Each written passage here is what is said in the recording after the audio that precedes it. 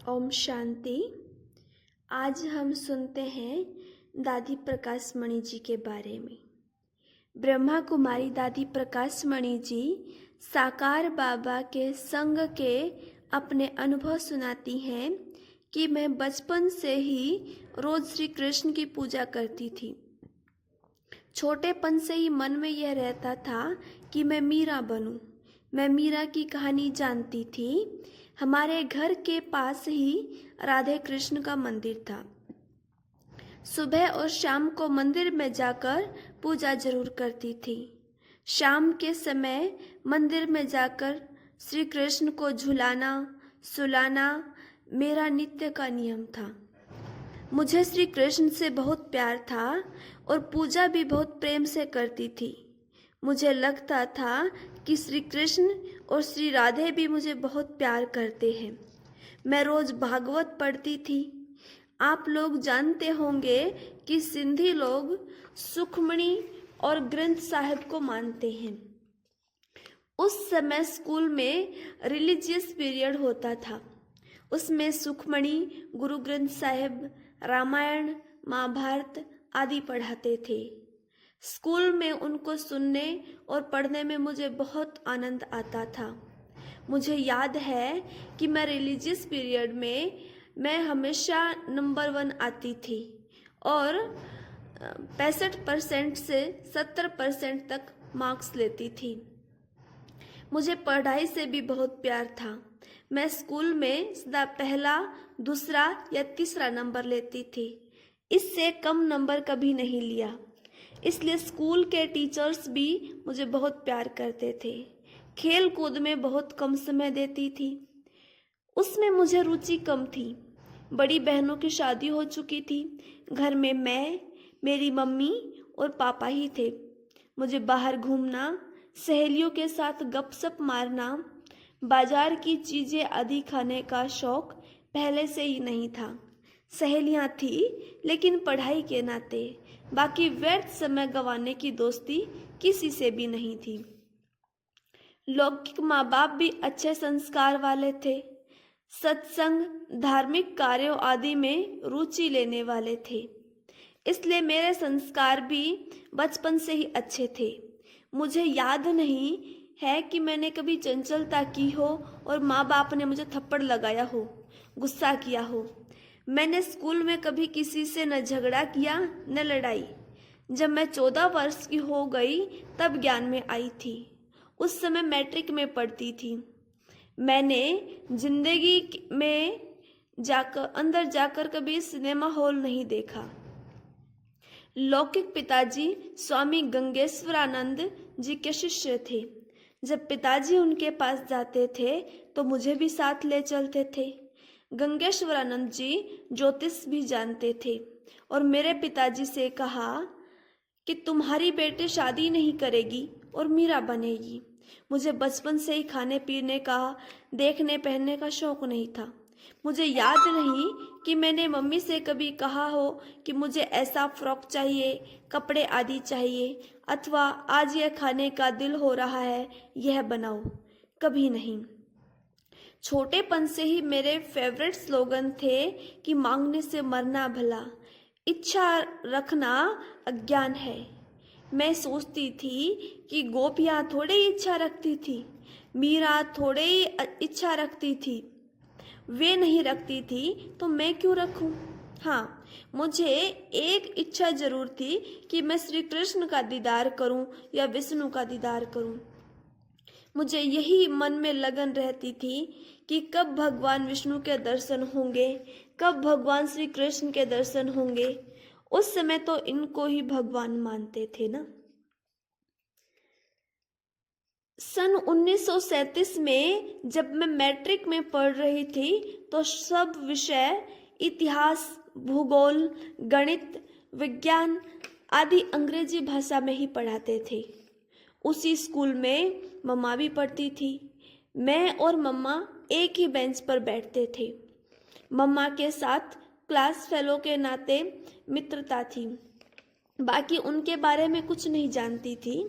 मम्मा बहुत स्वीट थी, लंबे लंबे बाल, सुंदर रूप था। मुझे तो मम्मा बहुत अच्छी लगती थी। उस समय भी दशहरा और दिवाली के दिनों में 3 सप्ताह की छुट्टियां मिलती थी। हम उन दिनों में मंदिरों और सत्संगों में जाया करते थे। सवेरे सवेरे दिवाली के समय हैदराबाद में ठंडी पड़ती थी। एक बार मैं सोई हुई थी, सपने में मुझे सामने एक सुंदर बगीचा दिखाई पड़ा। उस बगीचे में चारों ओर लाइट ही लाइट थी। लाइट भी बहुत सुंदर थी। दूर दूर तक बड़े बड़े फूल फल लगे हुए थे। उस बगीचे में पहले लाइट आई। उसी लाइट के बीच में छोटा सा श्री कृष्ण बहुत दूर से बंसी लेकर नाचता नाचता मेरे पास आया। जब वह मेरे समीप आया तो मुझे बहुत खुशी हुई। वह और नजदीक आया। यह देखकर और खुशी हुई। मैं उसको देखती रही और बहुत खुश होती रही। देखते देखते श्री कृष्ण के पीछे एक सफेद वस्त्रधारी फरिश्ता आया। छोटेपन में सत्यनारायण की कथा में सुनते थे कि भगवान बूढ़े के वेश में आता है। जब श्री कृष्ण के पीछे यह फरिश्ता देखा तो मुझे लगा कि मैं भगवान सत्यनारायण को देख रही हूँ। मैं कभी श्री कृष्ण को देखूं, कभी उस बूढ़े तनधारी फरिश्ते को देखूं। दोनों मुझे बहुत प्यारे लगते थे। इतने में मैं जाग गई। मुझे बहुत खुशी हो गई। सुना था कि अगर भगवान का दीदार होता है तो और किसी को नहीं सुनना चाहिए। जैसे गूंगा मिठाई खाता है तो सबको बता नहीं सकता, अंदर ही अंदर उसका आनंद लेता रहता है। उसी प्रकार भगवान का दीदार करने वाले को भी किसी को बताना नहीं चाहिए। बताया तो फिर भगवान उसके पास नहीं आएगा। इसलिए मैंने किसी को नहीं बताया, मम्मी को भी नहीं बताया। लेकिन दोबारा भगवान आया नहीं। फिर मैंने कोठी में जाकर श्री कृष्ण की माला फेरी, मंदिर गई और कहा, हे श्री कृष्ण आओ। वो नहीं आए। ऐसे करके 2-3 दिन बीत गए। मेरी क्लास फेलो ओम मंडली में जाती थी। एक दिन उसने मुझे कहा, तुम भी मेरे साथ वहां आओ। मैंने कहा ठीक है। एक दिन उसके घर गई। जब मैं वहां गई तो मेरी सहेली ध्यान में गई हुई थी और आंसू बह रहे थे। उसका नाम था लीला। मैं आवाज देती रही, लीला लीला। वह कुछ सुने नहीं। अपनी ही धुन में अपने आप मुस्कुराती थी, हाथ ऊपर करती रहती थी। मुझे कोई जवाब नहीं देती थी। मैंने उसकी मम्मी से पूछा, मुझे लीला ने बुलाया था, लेकिन वह न बोलती न आंखें खोलती, जवाब भी नहीं देती। मैं जाती हूँ। उसकी मम्मी ने कहा, बेटी मुझे पता नहीं इसको क्या हुआ है, जब भी देखो ध्यान में बैठी रहती है। 2 दिन से इसकी यह अवस्था है। उसकी यह अवस्था मुझे बहुत अच्छी लगी। मैं जा रही थी तो उतने में वह ध्यान से जगी और मुझे देखकर कहने लगी, रामा चलो, मैं तुमको श्री कृष्ण का दीदार करा दूंगी। मैंने कहा, श्री कृष्ण का दीदार कराना क्या मौसी का घर है? मैं इतनी पूजा भक्ति करती हूँ, मुझे नहीं होता तो तुम क्या मुझे दीदार कराओगी? फिर लीला ने कहा, अभी शाम हो गई है, कल सुबह 10 बजे चलेंगे। सत्संग में ज्यादातर माताएं ही आती थी, इसलिए बाबा सुबह 10 बजे सत्संग आरंभ करते थे। फिर मैं घर गई। पिताजी ने ही कहा, बेटी तुम भी दादा के सत्संग में जाओ। बाबा ने शुरू में भाऊ के घर में सत्संग आरंभ किया था। वह मेरी सहेली के घर के पास ही था। भाऊ विश्व किशोर बाबा का भतीजा था। बाबा ने पहले पहले सत्संग अपने भाई के घर में किया, न कि अपने घर में। हम लोग घर से बाहर कहीं भी जाते थे तो माँ बाप की छुट्टी लेकर ही जाते थे। उसी रात को मेरे लौकिक पिताजी ने कहा, बेटी अभी तो तुम्हारी छुट्टियां हैं, दादा सत्संग कराता है, वहाँ ओम की ध्वनि लगाते हैं और गीता सुनाते हैं, जाओ तुम भी सत्संग करो। तब मैंने कहा, पापा मेरी सहेली भी कह रही थी कि वहाँ श्री कृष्ण का दीदार होता है, तुम भी चलो। पिताजी ने कहा, ठीक है बच्ची, तुम जरूर जाओ। अगले दिन मैं अपनी सहेली लीला के पास गई और वहां से उसके साथ सत्संग में गई। जब हम बाबा के पास पहुंचे उस समय बाबा ओम की ध्वनि लगा रहा था। वो ध्वनि बहुत अच्छी थी। जाते ही मेरी दृष्टि बाबा के मस्तक पर पड़ी। ऐसा लग रहा था कि मस्तक से कोई लाइट निकल रही है। उस समय मुझे पता नहीं था कि शिव बाबा कौन है, ब्रह्मा बाबा कौन है। मुझे याद आया कि 3-4 दिन पहले स्वप्न में श्री कृष्ण के साथ सफेद वस्त्र धारण वाले सत्यनारायण भगवान को देखा था। यह दादा भी वैसे ही है। यह मेरे स्वप्न में क्यों आए थे? यह कौन है? यह बाबा सत्यनारायण भगवान है क्या? ऐसे सोचते सोचते बाबा को देखती रही। ऐसे देखते देखते ओम की ध्वनि हुई तो मैं ध्यान में चले गई।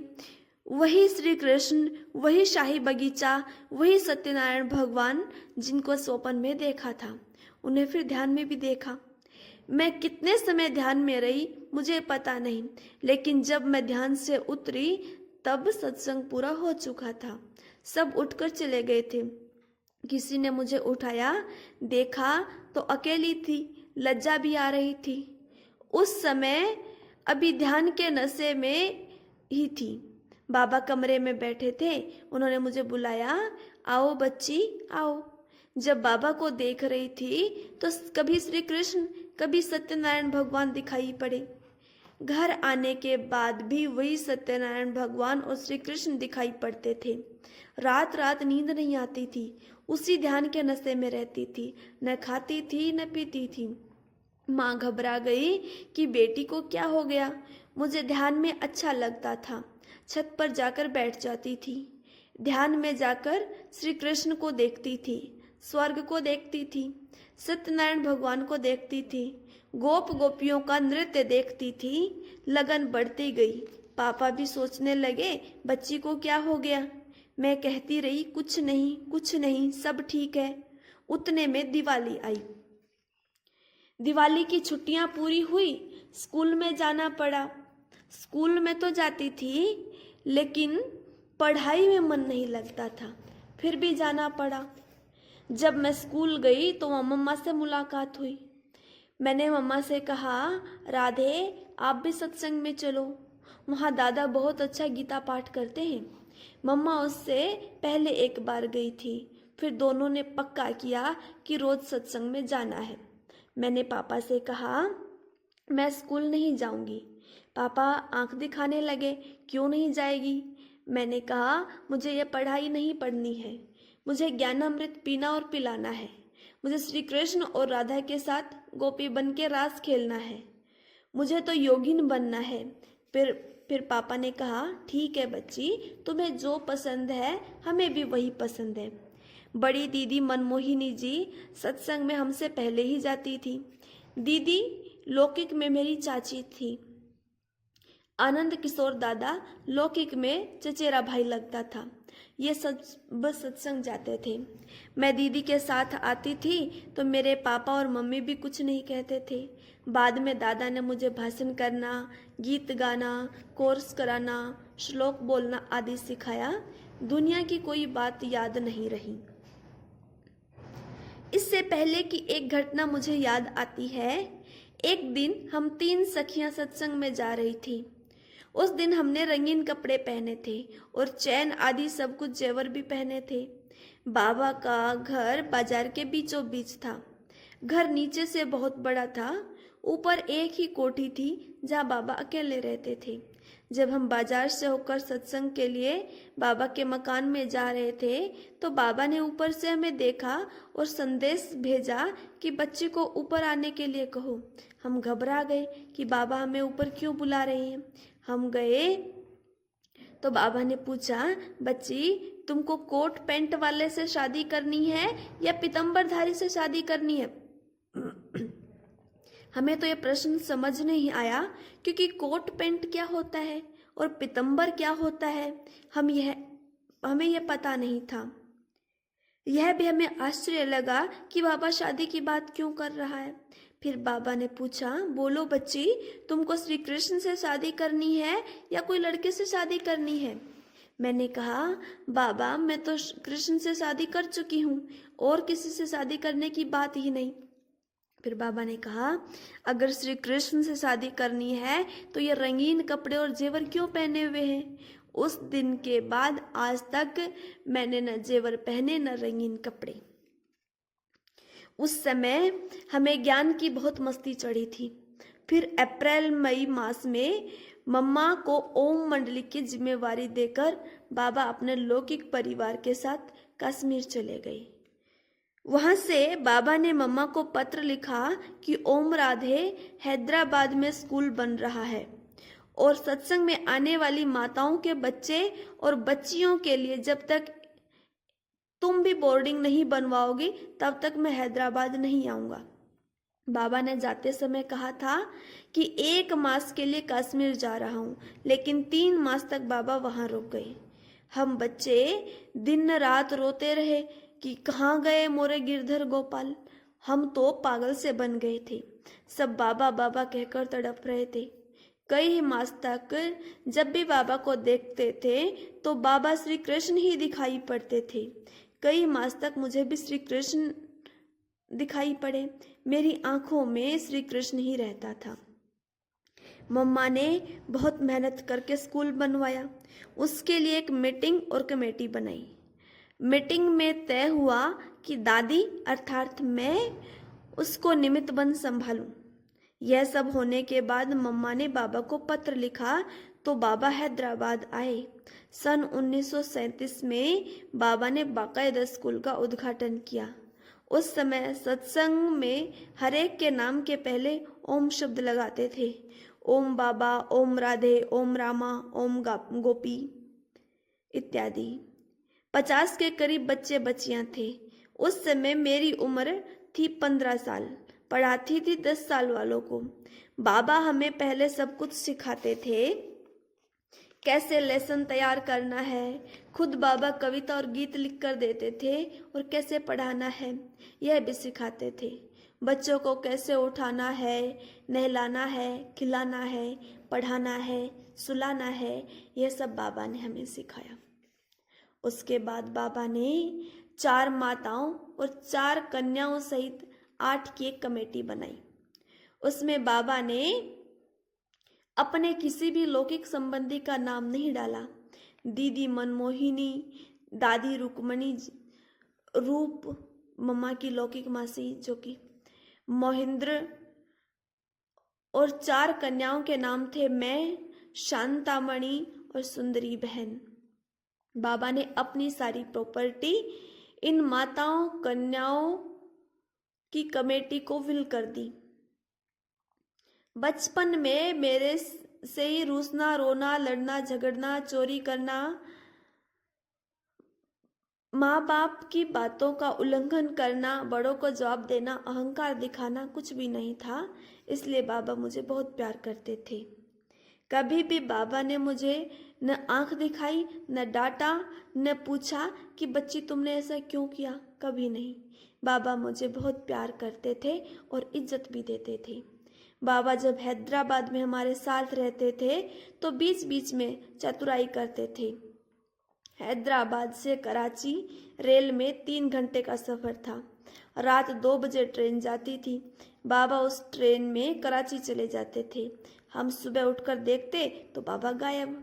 सब तड़पने लगते कि कहाँ गयो मोरा गिरधर, कहाँ गयो मेरा घनश्याम, ओ गंगा ओ जमुना कहाँ गयो मेरा श्याम। बाबा वहाँ जाकर पत्र लिखते थे कि मैं 2 दिन रहकर आऊँगा। फिर भारत का विभाजन हुआ तो बाद में हम आबू आ गए। ओम शांति। ये यहीं पे समाप्त होता है और कल हम सुनेंगे दादी ऑलराउंडर जी के बारे में।